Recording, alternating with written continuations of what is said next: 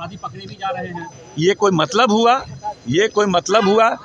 आप सुरक्षित नहीं है। 70,000 हत्याएं नीतीश कुमार के शासन में, लगभग 66,000 हो गया। 66,000 हत्याएं नीतीश कुमार के शासन में हो रहा है। 25,000 बलात्कार की घटनाएं। एक द्रौपदी का चीरहरण हुआ था तो सत्ता में बैठे तमाम लोगों को खत्म कर दिए गए थे उस वक्त। आज 20,000 बलात्कार की घटना नीतीश कुमार के कथित सुशासन की सरकार में हो रहा है। 60,000 65,000 से अधिक हत्याएं हुई है। और आज जिस तरह से नीतीश कुमार संभाल नहीं पा रहे हैं, किसानों को जिम्मेदार ठहराया जा रहा है कि किसान लोग को अभी काम नहीं है इसलिए वह हथियार उठा लिए हैं, अपराध कर रहे हैं।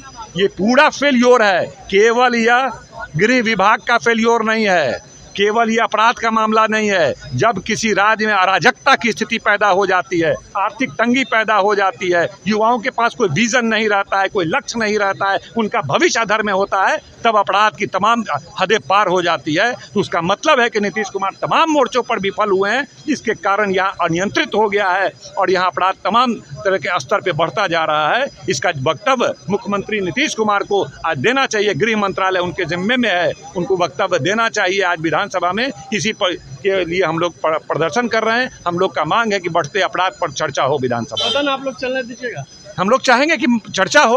अगर चर्चा किया जाएगा तो चर्चा हम लोग करना चाहेंगे, उसमें भाग लेना चाहेंगे। सरकार भागना चाहती है, हम चाहते हैं बढ़ते अपराध पर चर्चा हो, मतदाता पुनरीक्षण पे चर्चा हो, कई भ्रष्टाचार की बड़ी घटनाएं घटी है उस पर चर्चा हो। चर्चा विधानसभा है किस लिए? चर्चा हो। विपक्ष सवाल उठा रहा है जन सरोकार के मुद्दे को, उस पर चर्चा होना चाहिए। एकदम जायज है ये विरोध है और ये विरोध चलता रहेगा।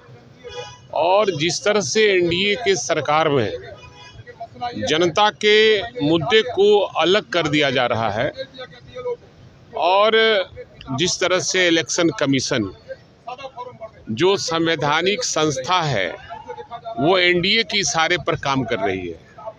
लोकतंत्र खतरे में है और जिस देश का लोकतंत्र खतरे में है उस देश का क्या हाल होगा। मैं आप लोग से कहूँगा कि आप लोग मीडिया हैं जो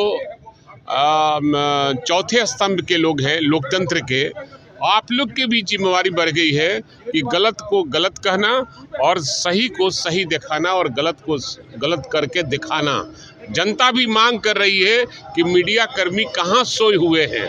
इसलिए मीडिया कर्मियों से मैं आग्रह करूंगा कि सही बातों को निश्चित रूप से जनता के बीच में ले जाने की जरूरत है। सरकार का आखिरी सत्र है, किस तरीके से देखते हैं, क्या चलने देंगे? क्योंकि दो बड़ा मुद्दा है, अपराध और एसआईआर। देखिए, सबसे बड़ी चीज है कि अपराध चरम सीमा पर है।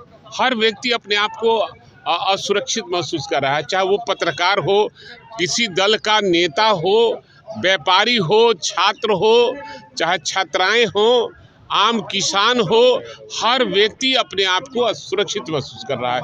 इस मुद्दे को तो पहला हम लोग उठाने का काम करेंगे कि सरकार चल नहीं रही है और सरकार कुछ ऐसे पदाधिकारी चला रहे हैं जो जनता से कोई मतलब नहीं है, मतलब है केवल पैसा से। और पैसा की वजह से हमको तो लगता है कि ये बीजेपी वाले और एनडीए वाले ये सब करवा रहे हैं हत्या।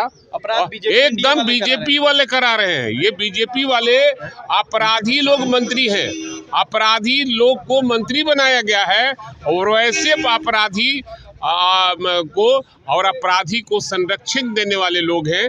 इसलिए मैं कहूँगा कि बीजेपी अगर चाहे तो हत्या कल से रुक जाएगी, लेकिन बीजेपी वाले ही करवा रहे हैं। राजद विधायक है सर मुन्ना राय, उनका एक बयान आता है, कहते हैं चलिए